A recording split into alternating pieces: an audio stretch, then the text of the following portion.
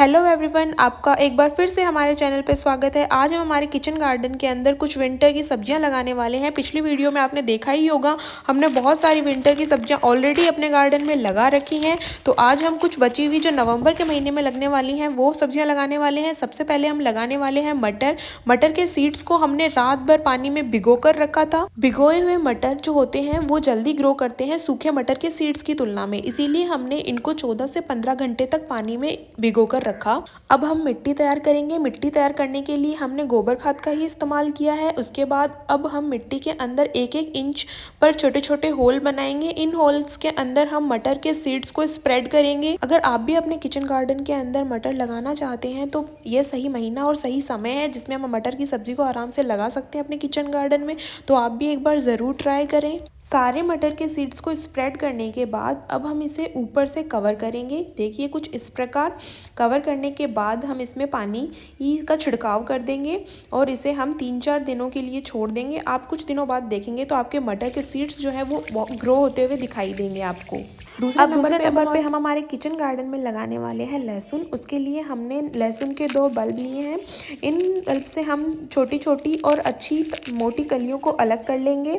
कलियों को अलग करने के बाद उनके छिलकों को उनके ऊपर से हटा लेंगे और उन्हें साफ कर लेंगे। उसके बाद अब इन कलियों को हम कुछ इस प्रकार मिट्टी के अंदर लगाएंगे जिससे कि इनका जो नुकीला सिरा है वो ऊपर की तरफ रहे और जो मोटा सिरा है वो नीचे की तरफ ज़मीन में धंस जाए। देखिए कुछ इस प्रकार हम इन्हें लगाते जाएंगे। बाद हमें मिट्टी को ऊपर से कवर कर देना है और पानी दे देना है। लगभग 7 से 8 दिनों बाद हम देखेंगे तो हमारा लहसुन जो है वो हमें ग्रो होता हुआ दिखाई देगा। तीसरे नंबर की सब्जी है जो हमारे किचन गार्डन में लगाने वाले हैं वो है आलू। आलू जो हमारे रसोई घर में इस्तेमाल होते हैं, हमने उन्हीं आलूओं का इस्तेमाल किया है जो बहुत टाइम से रखे हुए थे और उनमें कुछ इस प्रकार के नोड निकले हुए थे। ये इस प्रकार के नोड निकले हुए आलू जो होते हैं वो बहुत आसानी से ग्रो होते हैं। तो अगर आप भी अपने किचन गार्डन में आलू लगाना चाहते हैं तो आप अपने रसोई घर में इस्तेमाल होने वाले आलूओं का ही इस्तेमाल कर सकते हैं। बस अगर कुछ बड़ा आलू है तो आप उसे काट कर लगाएं और अगर आपके पास छोटे छोटे आलू हैं तो वो आप पूरे ही मिट्टी में इस प्रकार उन्हें लगा दें और आप देखेंगे लगभग 15 से 20 दिनों बाद आपको उनमें से कुछ लीव्स जो होते हैं वो बाहर निकली हुई दिखाई देंगी। उसके बाद हम लगाने वाले हैं अब शुगर कैन, जो कि मुझे बहुत पसंद है।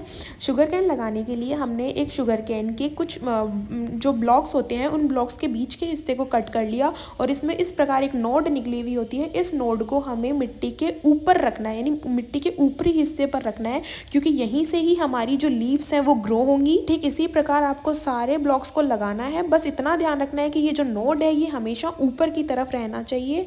इतना करने के पश्चात उसमें पानी दे देना है। पानी देने के बाद लगभग 20 से 25 दिनों बाद इनमें ये लीव्स निकलती हुई आपको दिखाई देंगी ऊपर की तरफ।